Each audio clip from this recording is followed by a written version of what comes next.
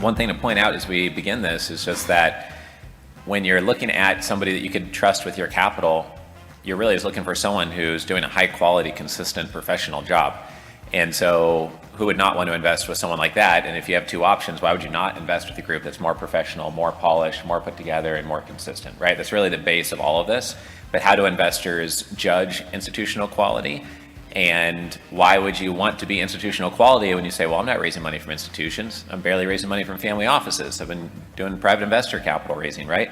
But you always want to be a half notch above where you need to be appealing for capital, because then the capital will come in faster. And then when a big whale investor meets with you, you're not caught flat-footed and not ready for that moment, when you could skip a couple levels and partner with a billion-dollar family office you might meet at an event like this, or an institutional investor of some type. All right, so what is institutional quality? What are 7 signs that somebody is institutional quality? The leaders are professional communicators, they're responsive, they professionally represent themselves, and they act well under pressure. There's a way to look professional and wear a 3-piece suit, and there's a way to look professional and wear a t-shirt and jeans, right? So you see Silicon Valley people do that all the time. So it doesn't have to mean that you're overly formal. You can be the version of yourself that's authentic to who you are and be professional. The company's strategy is unique, clean, and concise, and it's easy to understand in their materials. A lot of people have just 80-page pitch decks.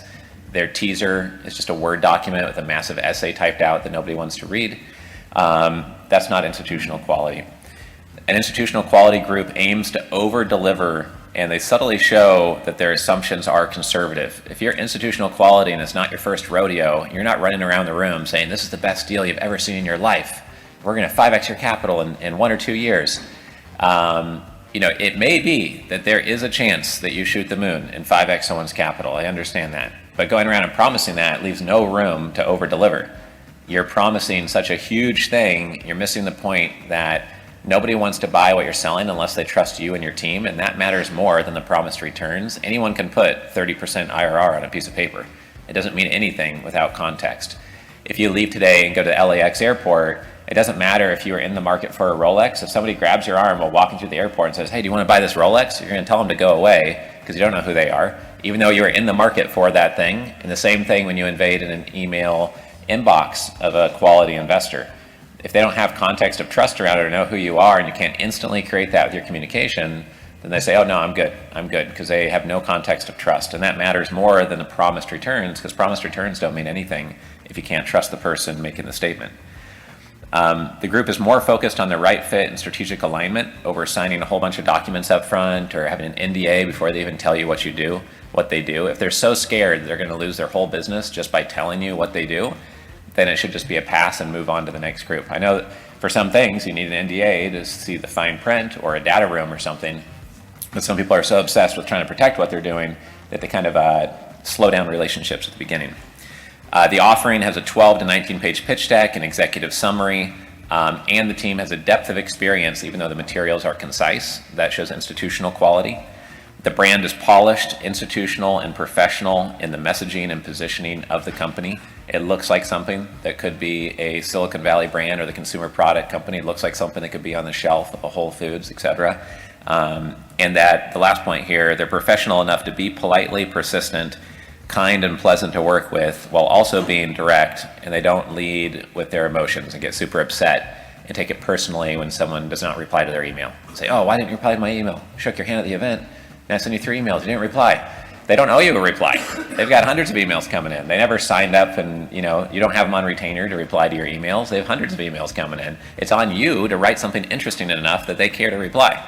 We have some people who would buy onto our database of investors. They say, oh, I emailed like 42 investors, didn't even get 1 reply. It's like, well, these are just investors on planet Earth.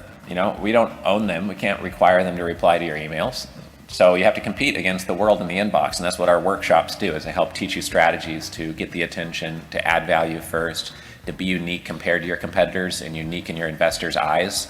So you look like the Excedrin to a migraine they're having and they reach out and want to find you versus you looking like everyone else in the market. These are some important points about being institutional quality. Hopefully it's helpful to everyone here in the room. Here's an example of what's not institutional quality. I was like on a long Zoom call, and someone texted me and basically just was saying, hey, I need to talk to you about a deal, I need equity. And I was basically saying, okay, what are you raising capital for? Yeah, I wanted to go to the next slide because I accidentally left the real phone number on there. So I switched it on purpose, yeah. Just so you don't text him that I'm like saying how bad he is on stage, but honestly, I don't care. But thank you, Andres. Yeah, so, but basically this guy in the middle of this long, like 2-hour board meeting I was in was basically saying, I need equity, can you jump on the phone? I said, oh, what are you raising capital for? And he's like, no, I can only tell you over the phone. I said, okay, well, I'm on another call, so I literally can't right now, but send it over to me via email or tell me via text. And he said, if you can't do a 5-minute phone call with me, then you don't deserve to see this deal. I said, okay, like, have a great day, you know? And people get offended when I ask for an agenda to have a phone call. And they say, oh no, why don't you have 10 minutes? They're like, you have to hear it verbally. There's no way to say this over email. I say, like, whatever you would say verbally, just type it into that keyboard. Send it on over. And people don't like that. But institutional quality means being a little bit agile and open and flexible and open-minded and politely persistent, and not just going to a meeting and being like, hey, we've got this GPLP fund, this is the structure, take it or leave it. At the very least, you need to be able to do side letters, you need to be able to think about co-GP structures, you need to be able to do a one-off transaction or get them rights to do a one-off transaction if they put money in your fund first. That's institutional quality, not going around like a robot trying to sell one thing, and then a lot of family offices might not find that appealing. Institutional, I've got a great spelling mistake on this slide, so this is also fantastic. We're recording this. So institutional quality equals influential. You are more influential the more institutional quality that you are. And it's instantly apparent if you are. In 0.3 seconds, you judge the opposite sex as being attractive or not, automatically and subconsciously, and that's scientifically proven from 50 feet away. So when you open an email, what do you think happens when an investor looks at that email? They're going to instantly try to put you in a category. Is this worth my time to even read this email or look at it or not? And so the more institutional quality you are, the more authority you have, you're showing commitment and consistency. We have a 5.5-hour workshop that goes deep on investor influence, and we're just going to talk about it for 1 minute here. But each one of these principles is shown through being institutional quality, because if you are the number one in your niche, you are a scarce resource. They don't know anyone else who is scaling a medical practice as fast as you are, or is as knowledgeable on global risk analysis for $1 billion plus family offices, or whatever your niche may be. Use pictures and videos. This is my email signature. I think it's the biggest, longest email signature on planet Earth probably, but shows our team. It shows a picture of me in case you meet me at an event. It'd be easy to keep me in mind of who I was. Our logo. The only thing that's missing from this is our one-liner, but you have to cut it off at some point. But every time I send an email to someone, they know where we're based out of, our contact details, and that we're not a two-person shop, and that's important to us. So that's how we structured it. And I get a lot of emails from people that just have, Richard at the bottom. And it's time for a phone call, something got left out of the Zoom line, and I can't even see what city they're in, what time zone they're in case that wasn't stated on an email, what the contact details are. And not everyone who has a horrible email signature is not institutional quality, but everyone has an email signature that looks this good or better. It's almost always institutional quality in other ways. And so subconsciously, it just helps business move faster. Pictures are more engaging, more professional. People look at faces first when they look at any graphic or advertisement. You're drawn to look at the face before anything else, and that's scientifically proven as well. And nobody's going to take your business more seriously than you take yourself. If you're using a Yahoo email address and you don't have a professional email signature, and you don't have even a simple 3 to 5 page website, no matter how secretive your venture is, and you didn't spend $8 at GoDaddy to get a professional email, why should someone even spend 0.8 seconds on replying to your email? You don't take yourself seriously, so why should they take what you're doing seriously? Because their time, 0.8 seconds, is worth more than $8 to a $50 million net worth family or $20 million net worth family. Don't be rigid. We talked about this earlier. Custom structure things as much as you can to appeal to how a family likes to do business. Here's an example of non-institutional quality books we put together before. The first one was just a whole bunch of blog posts we put together, copy-pasted it into a Word document, saved it as a PDF, and we called it Hedge Fund Blog Book. It couldn't be much worse of a book in terms of formatting. My head's cut off. It's not professionally designed, a whole bunch of problems with it. We did a book with Wiley. It's not that much better, honestly. It's a pretty bad cover, boring, etc. And then we learned how to make it more institutional quality and more dialed in. So this book appeals to somebody looking to start a family office. And we have family offices here that are in the room because they found this book, read the book, liked it, and then came here and started being a member of our community. So this one has a subtitle, it's professionally designed, it has our URL on the front page. It just smells like institutional quality material versus what you see on this page. So try to have your materials all look at this level or much, much better. It's not like we have the best materials of anyone on planet Earth, but everyone goes through an evolution and learning through business. And this is just what you don't want to do. And you want to do things that look more like this. So it looks more dialed in, more on brand, like someone actually cared about putting it together. Here's an example of a before and after one-liner. Targa is one of our clients through pitchdex.com. Andres Espina helped me co-found that platform. I've had over 200 clients and produced over 1,000 marketing assets, websites, pitch decks, logos, one-liners, press releases, social media assets, etc. And Targa was put on the spot at a big conference, and they had their one-liner ready, and they were able to say it in the microphone, and they attracted business at that event because they had a one-liner that was dialed in and very specific to what they do, and we helped them upgrade their branding as well. So it looks more quality and professional versus something that maybe somebody designed, over a weekend in PowerPoint or something. Here's another couple examples. We had, what's his name? Andres, is it Waikiki? Yeah, that's his first name. From Dynastic Development is when he came to us. I said, I have no idea what dynastic development does. I don't know if you're developing pharmaceuticals or ground up real estate. And he was doing commercial real estate construction management. And so we took the lion logo that was gold and flat looking and created CRE Construction Partners. And he says his business has grown since and just looks much more professional. I was the number 2 investor in Access Loans, a fintech company that got sold to a billionaire recently. And we took it from what it looks like there on the left and turned it into something there on the right.